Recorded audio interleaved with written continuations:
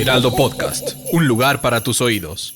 Yo tuve dos mamás, es decir, que mi mamá es mi mamá, pero mi abuela también tuvo una función materna importante en mi vida. Viví con ella hasta los 23 años. Ahora, eso de tener dos mamás suena muy bien, no es una buena idea, no la recomiendo. Es tener dos problemas de dos tipos distintos y todo el que tenga una mamá al menos me comprenderá. En mi caso, los problemas se exacerbaban de manera particular en la Navidad. El objetivo de mi abuela era poner cada año el árbol más grande y más gordo imaginable. Yo creo que mi abuela, que vivió en Nueva York alguna vez cuando era joven, pues debe haber trabajado en Rockefeller Center poniendo el árbol y nunca nos lo dijo. Entonces tenía esta impronta de poner un árbol que fuera verdaderamente elefantiásico. Vivíamos en una vieja casona de la colonia Polanco de la Ciudad de México que tenía un techo de triple altura y entonces el objetivo del árbol cada año era que la estrella que se coloca en la punta del árbol de Navidad tocara el techo. Si la estrella no tocaba el techo, el árbol estaba reprobado. Y el árbol tenía que ser muy gordo. Entonces, para que el árbol fuera muy gordo, lo que hacíamos era ir al mercado y pedirle al marchante que juntara muchos árboles en diseños, pues digamos más o menos asimétricos, porque se buscaba que fuera pachón, pero al mismo tiempo que fuera alto. Entonces iba uniéndolos no necesariamente de la base, sino a distintos desniveles hasta lograr el triángulo anhelado, insisto, modelo Rockefeller Center, que luego ocupaba una parte pues muy grande de el hall de la casa en la que vivía yo con mi abuela y con mi madre cuando era niño. Pero además hay otro detalle importante. Además de tener dos mamás, tenía yo dos tradiciones culinarias. Bueno, o tres, porque todos los mexicanos tenemos dos en Navidad. Todos los mexicanos en Navidad creemos que somos ingleses. Eso es lo primero importante a destacar. Entonces comemos pavo relleno de castañas, como si hiciera unos fríos, digamos, de algún share, y a partir de ahí, pues digamos, imaginamos que tenemos que comer cosas junto con eso como puré de camote o como gelatina de vino tinto. Esa es, digamos, una desviación anglófila mexicana. Pero además preparamos esta cosa maravillosa que se llama bacalao a la vizcaína y que es puramente mexicano. Es algo que no se come, desde luego, en Bilbao, pero que no se come en ninguna otra parte de España tampoco. Es una receta mexicana e incorporamos esto a nuestro menú navideño. Luego tenemos esta cosa sincrética, que es la ensalada de Nochebuena, que incluye betabel y colación. Es una ensalada, pues digamos, para un país de obesos como el que somos. Yo, asumo ser parte del problema. Y esto nos da, pues, y los romeritos, por supuesto, los romeritos con mole, que eso sí son muy mexicanos, y con las tortas de camarón que yo odio particularmente. Yo siempre le pido a mi madre que haga romeritos sin tortas de camarón para mí un poquito y la torta de camarón lo haga para todo el resto de la gente, pero no me gusta que los romeros se sepan a camarón. Pero bueno, no conforme con esta tradición mexicana anglófila de cualquier hogar nacional de clase media, yo tenía un abuelo venezolano. Entonces teníamos que hacer la Navidad también a lo venezolano. Es decir, había que hacer hallacas, que son una cosa maravillosa, son como unos tamales de una masa distinta que se usa en Venezuela y en Colombia, que se llama harina pan y que van con achiote, entonces son muy amarillos y tienen un relleno extraordinario de carne de res y de carne de cerdo. Y había que hacer para mi abuela otra variante, la variante que era el bollo. El bollo es un primo de la hallaca que en lugar de ser, digamos, un rectángulo de masa que se dobla alrededor del relleno, es una masa revuelta con relleno, entonces es más masa que relleno. Había que hacer hallacas y había que hacer bollos. Había que hacer otro plato tradicional venezolano, que es pan de jamón, que mi abuela amasaba personalmente y rellenaba de jamón serrano, alcaparras, aceitunas y pasitas en una profusión absoluta. Y luego ya por si faltara, pues mi abuela en algún momento tomó un curso de repostería vienesa y entonces decidía que tenía que haber, además de este menú mexicano de resonancias inglesas de cualquier casa y del menú venezolano, tenía que haber muchos postres vieneses. Entonces tenía que haber Linzer Torte, que hacía ella en casa, tenía que haber un pastel de queso muy refinado con ralladura de limón, pero alguna vez debe haber leído un recitario de Good Housekeeping, entonces también hacía un budín de galletas Marías, que era como muy gringo, y luego tenía unas amigas monjas a las que les compraba buñuelos buñuelos y hacía miel de piloncillo para servir los buñuelos. Además de esto, se tenía que poner un nacimiento, que no estábamos solamente entregados a las tradiciones extranjerizantes del árbol de Navidad, y se tenían que poner, por supuesto, botas y muñecos de nieve y adornos, y se hacían figuras de nieve en las ventanas de la casa, y mi abuela cosía un mantel para cada Navidad. En cada cena de Navidad tuvo el mantel de lamé dorado, el mantel de lamé plateado, el mantel de mezclilla, el mantel de cambaya, el mantel de jerga, el mantel de terciopelo. Cada año hacía un mantel nuevo. Los preparativos para Navidad en mi casa, a manos de mi abuela, comenzaban más o menos desde el mes de octubre. Tenía más o menos calendario de tienda departamental. Eran interrumpidos solo por frecuentes visitas al gastroenterólogo, porque desarrollaba gastritis lindante con la úlcera a partir de todo el trabajo que suponía preparar la cena navideña, la cena del 24. Y todo octubre, todo noviembre y hasta el 24 de diciembre se la pasaba quejándose y diciendo que esta era la última cena de Navidad que organizaba, porque ella no estaba dispuesta a volver a pasar por ese infierno un año más. Hay un dato que no he dicho. En mi familia no somos religiosos. No creemos en el nacimiento de Jesús. Así es la pinche complejidad de la temporada navideña.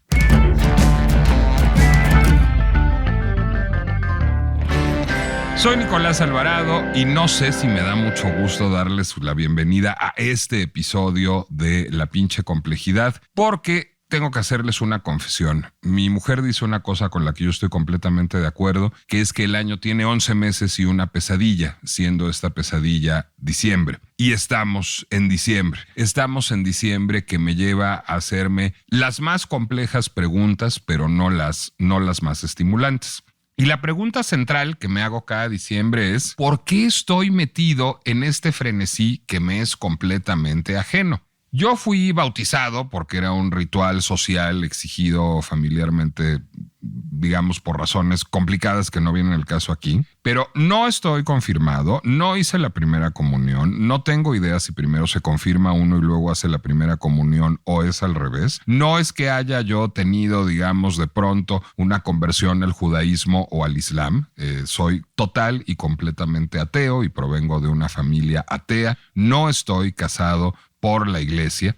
Y entonces yo me pregunto cada año, ¿cómo es posible que alguien que no tiene un pensamiento religioso y que no está adscrito a tradiciones religiosas termina, pues digamos, subsumido en el mare magnum de la temporada decembrina, llamémosla así? Llamémosla así además porque no es privativa de las tradiciones católicas. Es decir, yo veo todo el tiempo, yo tengo muchos amigos judíos y los veo también subsumidos en el mare magnum de la temporada decembrina. De hecho, seamos sinceros, esto lo he platicado con muchos amigos judíos, pues Pesaj es una fecha muy importante en las tradiciones judías, la Pascua judía. Rosh Hashanah es una fecha muy importante en las tradiciones judías, el Año Nuevo judío. Hanukkah no es una fecha muy importante en las tradiciones judías, pero coincide con la Navidad católica y ofrece pingües oportunidades festivas y comerciales que a todo el mundo le interesan. Entonces, por eso ahora también hay muchos judíos que celebran Hanukkah, aun cuando no sea una festividad particularmente importante para ellos. Mucha gente acusa al mundo del comercio de haber instaurado esta cosa que conocemos como la temporada decembrina, y hay algo de razón en ello. De hecho, en Estados Unidos se utiliza una expresión que se llama Christmas creep. Se dice, ahí viene el Christmas creep, porque en efecto viene como reptando, como si fuera un gusanito, poquito a poquito, la temporada decembrina, pues más o menos desde octubre. Es decir, en efecto, mi abuela tenía calendario de tienda departamental y decidía que la temporada decembrina iniciaba en octubre. ¿Por qué sucede esto? Y es importante. Bueno, a ver, entre las muy pocas cosas que me gustan de la Navidad está una película que se llama Milagro en la calle 34, una película de los años 40 sobre las aventuras de Santa Claus atrapado en la competencia entre dos grandes tiendas departamentales de Nueva York que estaban en la calle 34, Macy's, que sigue existiendo en la calle 34, y Gimbels, que ya no existe, que estaba enfrente en lo que ahora es un centro comercial que se llama el Herald Square Center, o el Herald Center si no me equivoco, pero estaban frente a frente Macy's y Gimbels, tenían una competencia feroz y pues lo que querían era hacerse con el público que compraba los regalos de Navidad. Y a partir de eso, ambas tiendas departamentales decidieron inventar un desfile de Día de Acción de Gracias, un desfile de Thanksgiving. Como sabemos, el Thanksgiving es a finales de noviembre, es una festividad cristiana pero no católica, es una festividad muy de los países anglosajones, y lo que decidió primero Macy's y luego Gimbels como competencia es hacer un gran desfile con carros alegóricos, con globos aerostáticos, etcétera, para festejar el Día de Acción de Gracias y dar por inaugurada la temporada de compras decembrinas. El desfile de Macy's, que existe todavía, y el de Gimbels, que le compitió durante muchos años, eran una manera de adelantar la temporada de compras decembrinas, de que la gente estuviera desde noviembre comprando regalos. ¿Qué sucede ahora? Sucede que, y ahora que he estado yendo a tiendas departamentales últimamente me he fijado, desde octubre puede uno empezar a ver cositas navideñas. Desde octubre ya hay un pequeñísimo departamento que tiene el arbolito, que tiene el muñequito, que tiene el nacimiento, etc. Ya para noviembre, digamos, llega el último gran momento previo a la Navidad, que es lo que tiene que ver con el Día de Muertos y su hibridación con el Halloween. Pero una vez que se van los fantasmas, las brujas, las calabazas y las calaveras, empieza a haber esta avalancha de elementos navideños en la decoración de las tiendas departamentales y en la oferta de las tiendas departamentales, que dura todo noviembre y todo diciembre. Eso que lo que busca es generar, pues digamos, mayor rotación de inventarios, lo que busca es generar mayor consumo y que además ha ido hermanando con el Buen Fin, lo que hace una super temporada comercial, se traduce no solo en ventas, que me parece muy bien, y además en momentos como estamos, estos intentos por reactivar la economía, sino también en un estilo de vida que se va volviendo crecientemente caótico.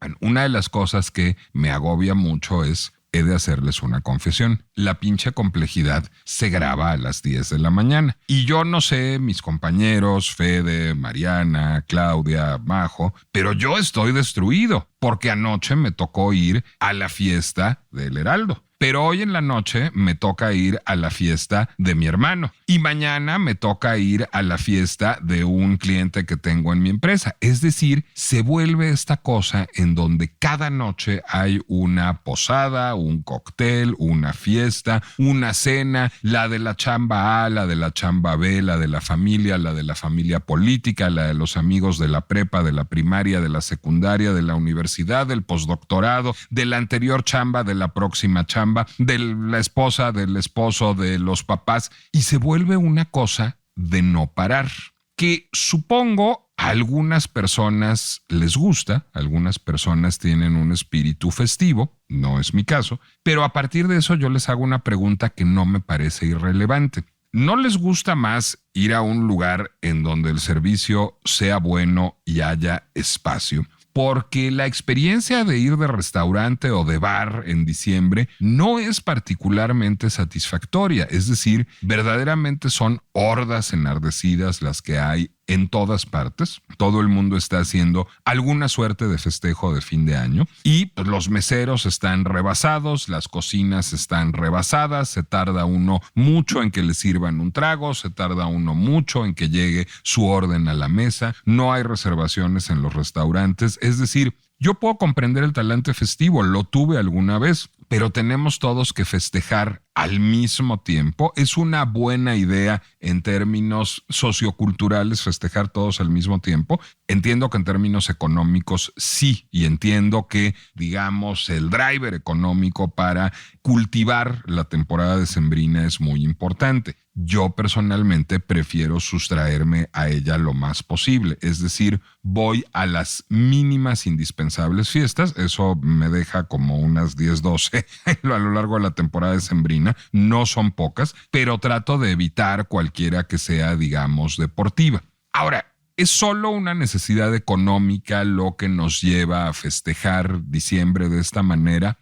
No, yo creo que hay que encontrar razones históricas y razones psicológicas o sociopsicológicas. A ver, empecemos por de dónde viene la temporada decembrina, de dónde viene la idea de la Navidad. Bueno, lo primero es, así que estemos seguros de que Jesús de Nazaret nació el 25 de diciembre? No, es decir, y ahí digamos concedo que hay una figura histórica llamada Jesús de Nazaret, aun si yo no suscribo particularmente la hipótesis de que haya sido el Hijo de Dios, pero pues Jesús de Nazaret, eso de que nació el 25 de diciembre está medio calculado a partir de una idea de que pues la concepción ha de haber sido por ahí del 25 de marzo, y si le calculamos pues a partir del solsticio pues va dando por ahí como el 25 de diciembre. Entonces la precisión de la fecha de nacimiento de Jesús de Nazaret no es absoluta y exacta. Ahora bien, tampoco importa. Es una convención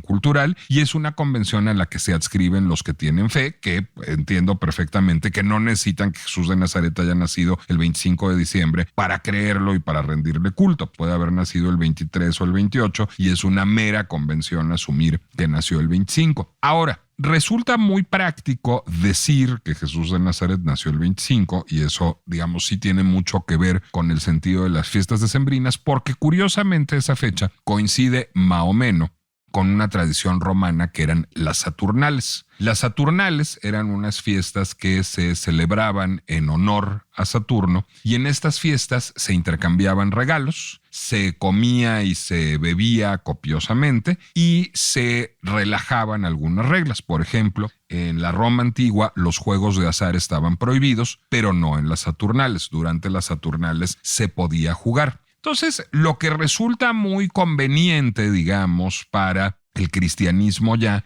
es hacer coincidir este rito pagano, esta festividad pagana, que son las Saturnales, con la idea del nacimiento de Jesús, porque entonces, pues digamos, se produce un continuum entre una cosa y otra y se permite, digamos, que se conserve una tradición festiva, pero ahora en honor a un nuevo paradigma cultural y religioso que es el cristianismo. Esto, sin embargo, marca, digamos, el carácter de la fiesta desde muy temprano. Yo no tengo fe, lo he dicho varias veces en este podcast, pero si yo tuviera fe, si yo, digamos, estuviera conmovido por la figura de Jesús que vino a salvar al mundo, pues probablemente no querría estar agarrando la peda con los cuates. Es decir, seguramente estaría yo pues en un proceso de reflexión profunda sobre las necesidades y el dolor del mundo y su sufrimiento, la figura de Jesús y lo que hizo en su momento y las enseñanzas cristianas que deberíamos de observar para vivir en un mundo mejor. Como no soy religioso, yo no pienso esas cosas, pero creo que si alguien, digamos, observa el significado religioso profundo de la Navidad, tendría pocos motivos para festejar y para irse de farra y muchos motivos para pues entrar en un momento de recogimiento y no sé si de oración, pero al menos de reflexión en torno a los valores cristianos. No siendo ese el caso de la mayoría de la gente, incluso de las personas que se dicen religiosas, habrá que pensar que tiene mucho que ver nuestra celebración de las fiestas decembrinas, tiene mucho más que ver con las Saturnales que con el nacimiento de Jesús. Y creo que ahí viene, digamos, una razón importante de por qué festejamos como festejamos el mes de diciembre. Necesitamos el fin de año, es decir, necesitamos inventarnos que existen ciclos. Necesitamos, digamos, este constructo artificial del cambio de año, en donde la vuelta al sol viene siendo más o menos lo de menos, sino pensar el ya pasó este año, porque ahora que pase este año, todo va a ser mejor, digamos, nos permite significar nuestra vida en ciclos y pensar que estos ciclos son finitos.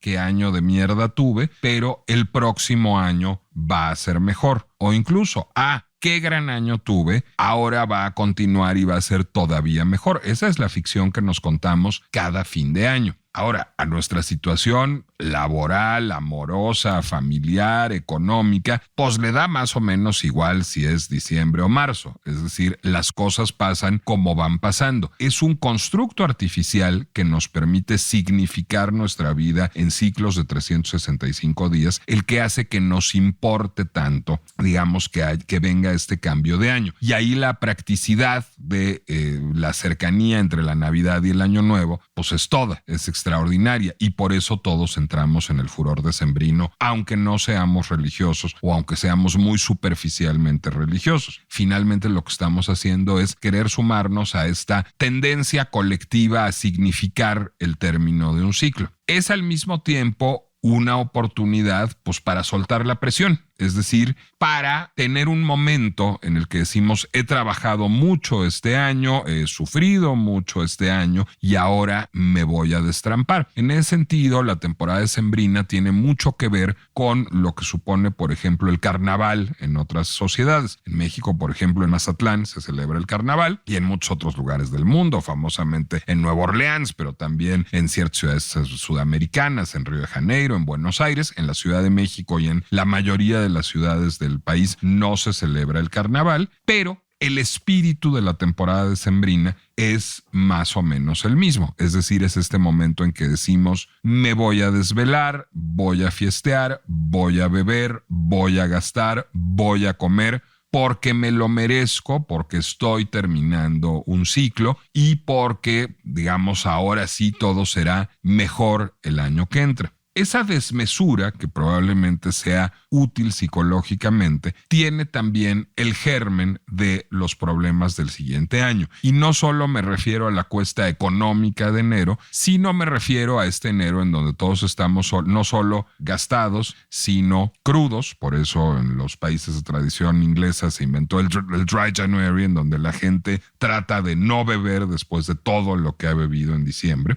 Más gordos, más cansados, más gastados. Es decir, es una temporada de excesos, es una temporada de desmesura, diciembre, a la que nos entregamos frenéticamente y terminamos pagando las consecuencias en enero. Me gustaría, digamos, en este momento tener una conclusión muy sesuda y darles un consejo como de su tío barrigón que no sale, pero la verdad es completamente inútil, porque entiendo que la necesidad de las fiestas decembrinas es una necesidad psicosocial. Y nunca es una buena idea comer de más, y nunca es una buena idea beber de más, y nunca es una buena idea gastar de más, pero es algo que no vamos a dejar de hacer porque un señor nos lo diga en el podcast. Finalmente, hay una necesidad social y una necesidad emocional de vivir este momento de destrampe, de vivir este momento de carnaval, y lo vamos a seguir haciendo, y bien está que así sea, y aquellos que no experimentamos esa necesidad, pues vamos a tratar de sustraernos lo más posible de ese mare magnum como una decisión personal, y vamos a bregar con los demás. Finalmente, además, hemos perdido la batalla, y mi abuela era la prueba absoluta de esto. A mi abuela no le gustaba hacer cenas. Mi abuela no era una mujer religiosa, pero se sentía culturalmente impelida no solo a hacer una cena, sino a hacer la gran cena con las grandes hallacas, pero el gran pavo, pero el gran lincertorte, pero el gran árbol, pero el gran nacimiento, pero los grandes muñequitos de nieve y el mantel cocido a mano, así le fuera la salud en ello.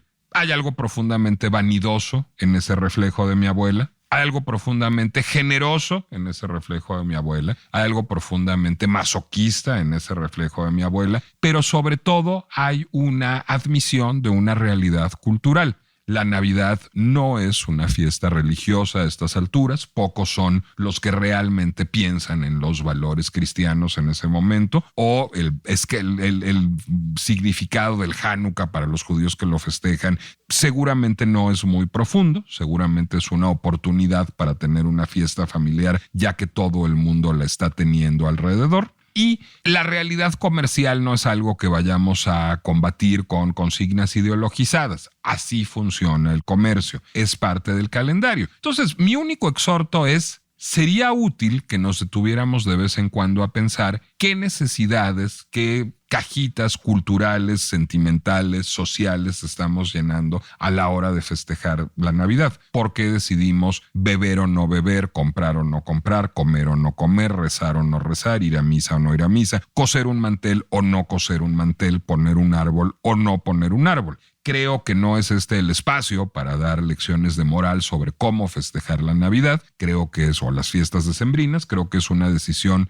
absoluta y totalmente íntima, pero creo que de manera absoluta y totalmente íntima es útil saber por qué nos comportamos como nos comportamos entre el 12 de diciembre y el 6 de enero. También es útil, y esa es mi recomendación final, y aquí si esto no es una pregunta, es una respuesta: 2 aspirinas o 2 paracetamoles, 3 galletitas y un vaso de agua hacen maravillas antes de irse a acostar entre el 12 de diciembre y el 6 de enero. Créanme que lo digo con conocimiento de causa. No sé si me dio mucho gusto, pero me dio un sentimiento profundamente catártico estar con ustedes hoy en La Pinche Complejidad en esta edición especial decembrina. Recuerden que pueden escuchar un episodio nuevo de este podcast cada viernes por Spotify, Amazon Music, Apple Podcast o la plataforma digital que prefieran. La Pinche Complejidad es una producción de El Heraldo Podcast y yo espero, con toda sinceridad, con la mejor voluntad, sobrevivir a diciembre. Nos escuchamos la próxima semana.